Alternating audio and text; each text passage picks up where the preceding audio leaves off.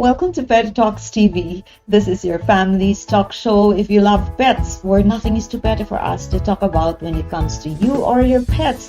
So come join a community of pet lovers. Allow us to entertain you and hopefully we will inspire you. My name is Tita Me, shortcut for Tita Meow because I love cats. But today we're not going to talk about cats. We're going to talk about Jason Asuncion. You know, Jason was a bodyguard, a real bodyguard, while being a movie actor. And he was a bouncer some years back where he was voted as one of the top 5 best doormen for 3 consecutive years by the Vancouver Nightlife Awards body. He was involved in a campaign for animals in Canada, which is the Million Acts of Kindness campaign. Jason has received numerous awards for basketball coaching. He also received numerous recognitions for acting, including being a record holder for filming 86 weeks straight. He's a family man and a fur dad for his dog Sandy and their hamster Peeve. That's why that's their pet peeve.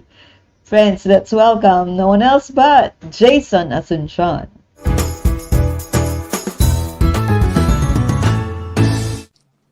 Hello, Jason. Hi, Tita Me. How are you? I'm good. I'm good. I am so privileged to have you. I know you're very busy, and I am just so happy that you gave me this opportunity to interview you. You know, all the way from Canada, friends. He is right now in Canada. Jason, where in Canada are you? I'm in Vancouver, You're in BC. Vancouver. Okay. So, Jason, you know, your story is very interesting because I know that we actually friends, Jason and I were together to some extent in a former company, which I'm sure is very dear to Jason's heart. And here, Jason is picture of our former boss, none other than Bobong Veles, right? Jason, can you tell us what your job was when you were with Vintage Enterprises? Well, Yeah, the whole, yeah. before Vintage, I was hired as a bouncer's Faces Disco, and All we right. all know Faces is the number one disco, like night spot in the '90s.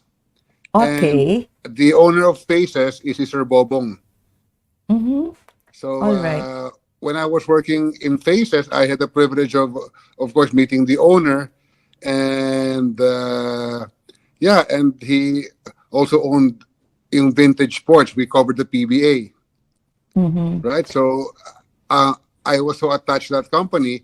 When Faces closed, he decided to take me in as his personal bodyguard, and Mm. of course, I said yes. And then, Oh, yeah, I've been working for him since 1991 up until I went to Canada in 2009. oh, 2009. So that's 1991 to 2009. How many years is that? Do the math. 18. 18 18 years. years. Oops. My earphones. Uh, I'm gonna put it down because the other earphone just started making noise in my ear. So that's 18 years. Many of us were really so saddened by his passing, no? Like that was decades. That was a long time ago when he passed on, no? But it was actually Cavill, no? Was it Yes. Cavill Enterprises? So there was Faces, there was Doña Nena's restaurant, and then there was also Vintage Enterprises, which handled the Philippine Basketball Association. Which brings me to my next topic. Jason, I know that you're a sports guy, and I have here with me some pictures of you doing sports there. So, can you tell me a little about the kinds of sports that you love doing? Are you still that active now? I try to be. I still coach basketball, but all of my activities, if I'm being honest, is geared towards my family because all of them are athletes. My wife just ran a half Uh-huh. marathon. Yes.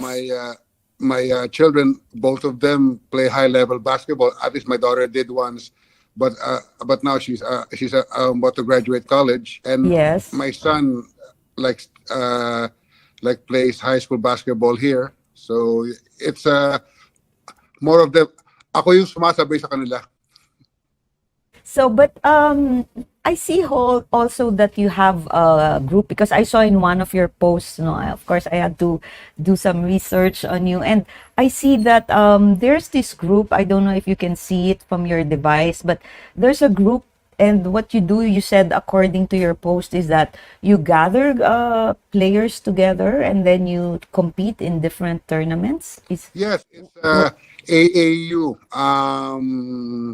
I've been privileged to coach a high school team, which is Burnaby Central. Here we Yes. go. And then there's a couple of AAU teams here, like the Burnaby Eagles Mm-hmm. and the Burnaby Vipers and the Argonauts that I'm the head Yes. coach. Yeah, and basically all of my son's friends. All of your Uh, son's friends. yeah, and yeah, we're doing good. More often than not, we win. Oh, yeah, because you're a very good coach. Did you actually learn any basketball from the days of vintage Oh, before? definitely. Kasi lagi tayo nasa vintage room noon. And yung mga sports Mm, analysis nila, Sir Ronnie Nathaniels, yeah. nila the Dean, Kinito Henson. Uh-huh. And I'm always there eh. Kasama ni Sir Bobong. So napapakinggan ko sila. Yung mga diskarte, si Sir Chino Trinidad, yung mga Mm-mm. diskarte niya. So, Yeah, those yeah. are familiar names. Yeah, now all of a sudden I'm remembering them. Chino, yeah, all these people, no. Those are really the glory days of basketball in the Philippines. It was really big, PBA. It was really big, because I remember Jason so of course, when I left Cavel already, I happened to work for a telco company and we were doing good.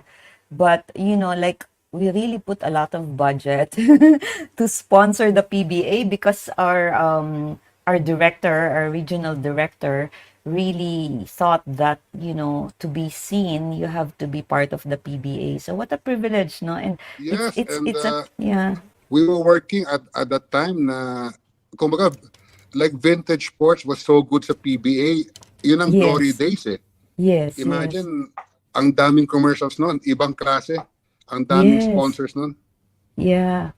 And like we're talking here about our joint experience in Cavell. Mr. Bobong was really a very generous Very. chairman. He was very generous, very kind, no. But make no mistake kasi his famous line is hindi pwede ang pwede Pwede na, na. 'di ba? Perfectionist Hindi siya. pwede. Oo. Hindi pwede ang pwede na. That's why you became what you are. Kasi dala-dala Okay. mo sa practice mo even in Canada, no? What you're doing. Jason, I want to talk about your family. Let me try to pull out. Jason, what's the name of your beautiful wife? Anita. Anita. And you've been together for a long time and you have two children, as you said earlier, your son. What's his name again? Austin. Austin. Austin, he's also very talented, no? He receives a lot of awards. He's very talented, right? Yeah. He's disciplined, down to earth, and yeah, he'll go far. Yes. Your children took a lot after their mom. Yes. Yes. I agree. Magaganda sila and gwapo. Gwapo ka din naman, ah. Yeah, Oh, Jason, I'm curious about this because friends, look at the kind of events that Jason used to handle. Like your first concert was with Vanilla Ice, and then your loudest concert was with the Corn. Are you seeing this? What did you used to do when there were concerts? What was your basic participation in the or oh, role in it's when either you I was artist security yes. or like barricades, like guarding the act itself during I concerts. see. Yeah. And what were your biggest problems when you were guarding the barricades? People trying to get in, Oh cross. yes, yung stampede, Ah, stampede, yung crowd surfers, yeah. unruly, Yung mga Okay. nambabato ng bote Oh, sa stage. Oh yeah. really? There are those? Wow. Oh Those yeah. scary, ah. They're Oh yeah. scary. Could you Yeah. imagine like watching corn and you're seeing about 30,000 people in front of you slam dancing. Oh, wow. And then nakikidance ka na Ganon. lang. If you Ganon. can't control them, you just dance with them. Tama ba? Yeah. And then, so, uh, what was the most, when it comes to, give us a little of your secrets. When it comes to handling artists, you don't have to name them if it's gonna put you in trouble, but tell me an experience that you will not forget in dealing with an artist. You don't have to say the name, but No, can you I'm sure recall? they Yeah, I'm yeah, sure go they ahead. don't mind. People like Elton John. I mean, he's so down to earth. Yeah, Elton Oh, John. really? Paul McCartney. The He called me Chap. Selena Gomez, Oh, like Selena calls me Gomez? Pops. Yeah, I mean, Really? Is she nice? Selena. Well, the Yeah, typical when I handled like her back in the mid 2000, I think it was 2000 like 14 here. She was a yeah. teenager, so Oh, makulit, okay. makulit. Makulit. Yeah, Mm-mm-mm. but mas sa sa Canada hindi ko ganong like pressured. Why? Mas pressured ako sa Pilipinas. Why? Why are you not pressured in Canada compared to the Philippines? Kasi konti ang ano rito konti ang gulo. Ang Oh, I see. dito ang ah, dito mga unruly lang. Sa Unruly. Pilipinas, madaming madaming dangers, especially pag Mm, international artist. really? Oh yeah. Yeah. Yeah. Okay. So, is there some artist that you got starstruck with? Paul McCartney, Paul McCartney? Is U2, he you too? Bruce Wow. Springsteen, Oh, Madonna, wow. Oh, wow. Name Lady them all, Gaga. ha? Lady I mean, Gaga. What a life you have, Jason, no? oh, it's You know, I'm so aliw. I'm really so aliw because, of course, we're friends in social media, diba? And I got surprised to see, because after, I'm not really always on social media, but like, all of a sudden I saw you, and then at first I saw you acting, and all that. So now hearing you talk about your experiences, you're really there. Hindi ka ma-reach your no, hearts. no, no. I I just been lucky to be at the right place at the right time in like both my jobs. Yeah, yeah. But you don't do anymore. You don't do that anymore, like being a bouncer and bodyguard. But Bodyguard a few months ago I still did John McEnroe. But ang bouncer hindi na. I'm too old. Ang Oh, bouncer too old. I'm slower and my patience is a bit thinner, so it's a dangerous combination. The bouncer game is for young people. Jason, I have a question as a bouncer. So that's why you had a lot of sports, no? Let me show that. Yeah, no. You were very physical when you were young. You did all of those sports. So did you train in martial arts? Oh yeah, I had to. And I you had had to. to. You had to. I trained in Aikido and Aikido. kickboxing in the 90s because Mm-mm. nga yung sa me being the head bouncer of Faces.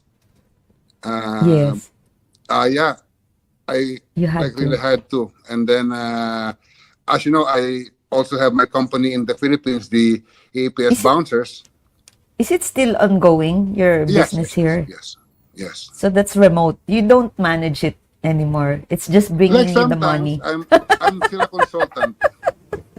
Oh, you're still a consultant. And then did you carry arms? You had the gun in your pocket, With Sir in your Bobo, waist yes, I for had to. server. Yeah. You're the man.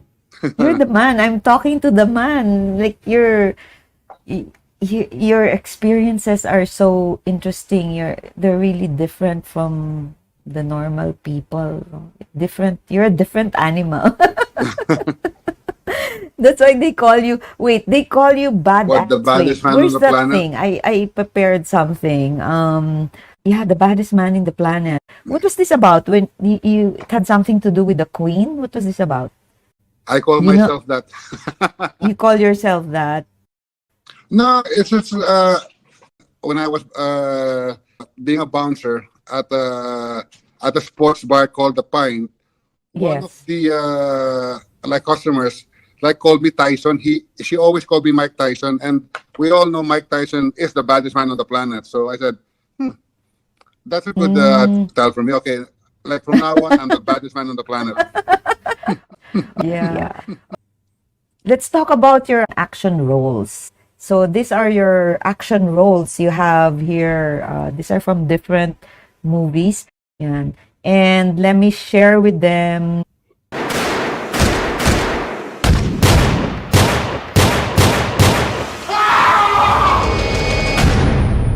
Ayun. So, yeah, that's the Jason Asuncion. Yeah, so impressive. I'm so impressed with you. And so we showed earlier your action roles, and here are some of the various the faces and characters that you played.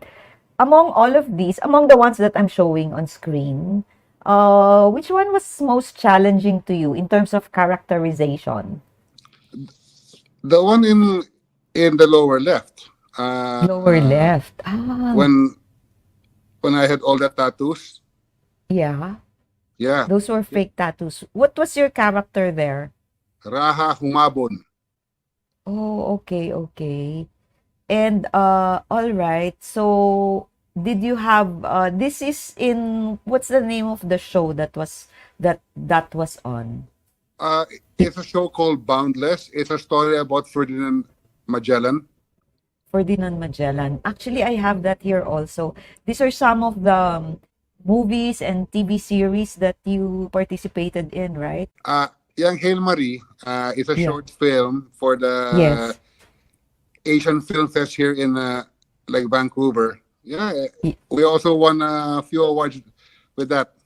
The three artists in a wedding. It's coming soon.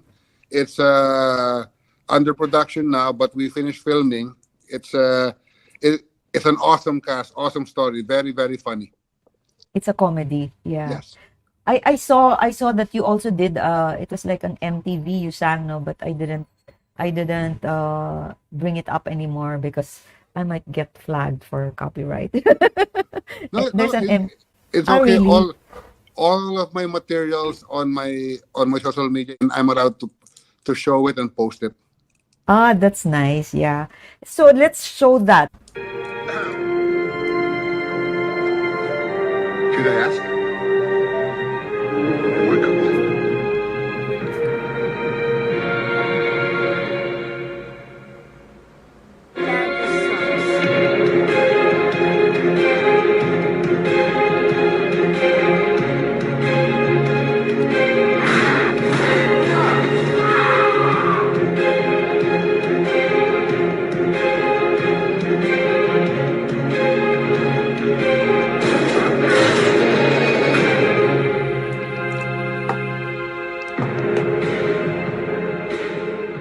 Yeah, so that's your demo reel, 'di ba? That's what you Yeah, show.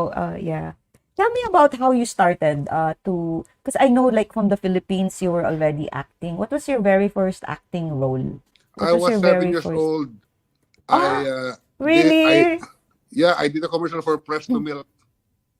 Oh, I didn't know that, Jason. You mean the time that you were here with us in Cabell, you already got bitten by the Yeah, acting bug. I didn't know aside from that. commercials, I also was in yung Wow Mali. Oh, But that's popular. yeah, yeah. Huwag mali. Binuhusan ako ng Really? tubig ni Ina Raimundo sa ni Priscilla Almeida. Talagang ano ka, no? Celebrity ka, no, Jason? You're really a celebrity. That's so fun. Wow, I didn't know that. And then, so when you left the Philippines in 2009, am I correct? Yes. You left the Philippines in 2009. And then how did you land your first acting role there in Oh, Canada? it's a funny story. So here, Tell me. I want to hear. I went to Canada armed with my security experience, right? So Yes. one of my like first jobs was I was a kumbaga senior security guard sa Rogers Arena. All Kumbaga sa right. atin parang MOA, yung the Moravia Arena. Okay. Yeah, yeah. Yeah, so like like one day in 2010, bagong-bago ko lang but yung pinaka-boss ko doon, he knows yung caliber ng security experience ko. So he Mm. called me up. Sabi niya, Jason, may somebody rented the arena for a shoot. All right. Kailangan For a shoot. ban- The whole for arena? a TV shoot. Okay. Yung sa arena, yung sa Yes, yes. at that time General Motors pa siya. Okay. So kailangan ng parang protector, parang security sa kailang mga artista. Mm-mm. Kasi maraming paparazzi eh. Mm-mm. Ito. Yeah, I'll do it. So I was standing there, with my usual like mean mug. Nilapitan ako ng assistant director. Sabi Casting niya, director. yeah. Sabi niya, are you Hawaiian? No, sabi ko, I'm from the Philippines. And then sabi niya, how would you like to be in this show tomorrow? Oh, wow. Oh, Yeah. One line. I had Yeah. one line. Yeah. Ang line ko pa, over there. over there. Yung lead actor asked me a question and then ang over there. That's all. Yeah. Nagpaalam ko sa boss ko. I think they want me to be in the show. Yeah. Mabait yung boss ko. Go for it. So, sinukatan ako ng costume. Tapos, long story short, akala ko na ang sweldo ko, yung parang minimum lang. Yes. Pagdating ng principal role, may line pa. Tapos may mga buyout. Mga $1,000. What? Yes. That was so long ago, $1,000? Yeah, 2010. Wow. So, nung nakuha ko yung check, Dito in the Philippines, 1,000 pesos. nung nakuha ko yung check, mag-a-artista lang ako. Okay. And then, so how did that got followed up? So, Well, Yeah. I got some proper headshots. I enrolled in a few like acting course, yes. and then I also sacrificed. I did a lot of student films noong 2011. Yung mga libre, just to get Yeah. my experience, and then I landed my first big agent noong 2015. Up to this day, agent ko pa rin. Okay. When you say you landed your agent, is it like, how did you do that? You contact them and then you tell them, I want you to manage me, or they spot you like the casting director did and ask you? No. With this particular agent, we had mutual friends na ni-recommenda ko kasi the agent that I had before, I love them, but hindi singgaling ng agency ko ngayon. Okay. So, but you're still with them now. No? Until now, That's yes. nice. Yeah, until Yes. now. Okay, that's really so nice. And then, so how many movies? Wait. There's when I introduced you, I said you were recognized for doing 86 weeks straight shoot. Yes. That's not common, right? Like, and that's for different projects sabay-sabay, correct? Oo, kasi masipa ako audition dito, audition doon. Especially when I was starting out, nung hindi pa ako union. But now I'm union, hindi na pwede kasi yung for me to do those small projects. I see. So higher Yeah. pay also. Hopefully. Hopefully. Okay, Jason, what's one role that you love playing? Bad guy. The bad guy. talaga. Yeah. Yeah, bad guy. Actually, it's a toss-up between the bad guy goon or the dad. Bad guy goon and what? Father, a dad. Ah, dad. Okay. So you love both roles. Yes, yes, yes. And what is a role that you still dream of having? Having a Yes. role, Yeah, in your fantasy, you wanna, because I saw that you did comedy, you dressed up in your MTV, you dressed up with like a pink wig and all that stuff. So yeah. in your mind, what's your dream? What's your dream role? Drama. I really want to do a tearjerker. Really? You never Yeah, did. You yeah. haven't? Hindi pa eh. Hindi pa. Dadating din yan. Yeah. Do you have Yeah. acting, do you have crying skills? Oh yeah. I You easily cry. study Yeah. that? You easily Yeah. cry. Yeah. You know what? You look like a very tough guy, friends.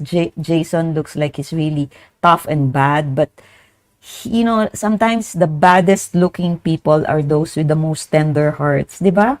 This is what sometimes I observe that there are people that really look tough and big, and then when you really get to go inside their thoughts and their heart, you will realize that they have such golden kind hearts like you. Yeah, but my tough look, it really served me well ever since I was a kid. It served me well. You never got bullied. I never got bullied now. You're the bully. No, no.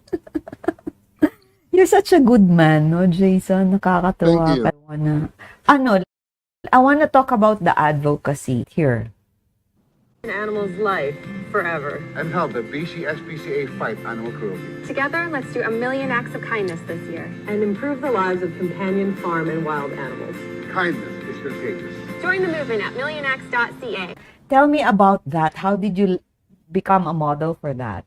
Did they just No, get you because of your looks or because you were an animal lover? That's your advocacy also?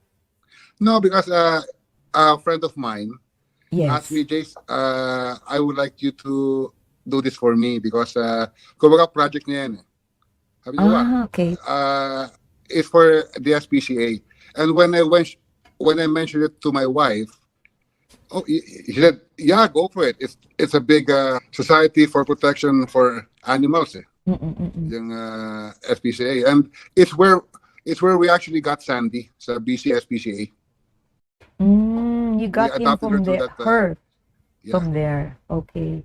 So, but you were there as a model. You didn't do any other things No, no. with the group. Yeah. So they gave But me the script. It's for the Million Acts of Kindness. Of course, I'll do it. Yeah, go. Yeah. Yeah. Jason, questions. I just want to bring this up again. Your jersey, Vintage Sports, was this a real uniform you used to play in the team? Yes, yes. Ano, ang kampi ko sila Sir Chino Trinidad, sila Sir Abet Ramos, ang coach namin. Oh, Yeah, okay. sila Sir Quinito, Sir Rado de Maribot. Mm-mm-mm. Yeah. These are things that you won't forget. It's really been a wonderful time talking to you, and I learned so much, not just about you, but I learned so much in terms of how my perspective has to change, in facing life, in achieving dreams. Give us a line that would inspire the audience, especially the young ones who are dreaming to reach the level that you have reached, or the places, the far places that you have reached. What's your advice to them? Never give up on your dreams.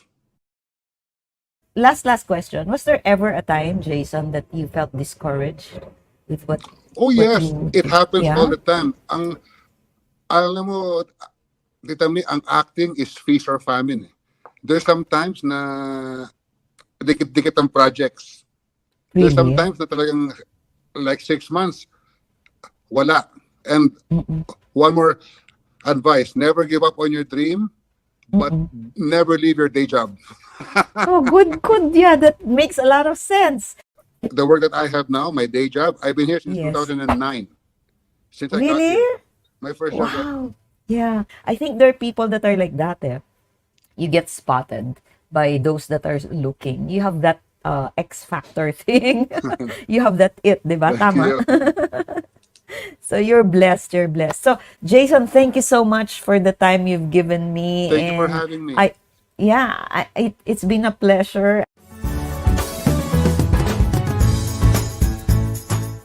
Friends, thank you so much for joining us. I really had a good time talking to a good friend, a really kind soul. He used to be looking so massive and strong when we were together in our office, but the man Jason Asuncion, has a really kind heart. He really loves his animals. He really loves his dogs, and it's so inspiring to hear of somebody like him who can just continue and face acting, do what pleases him. But he's very sensible. He stays in his job. So I hope this has inspired you also. Like he said, do not leave your day job. Stay there. Endure. This is also in the Bible. God tells us to endure and to be long suffering and to be faithful. That's what our friend Jason did. And with that, he's able to expand his wings to soar high. So this is Tita Me thanking you for joining us today. Hope to see you next time. Bye-bye.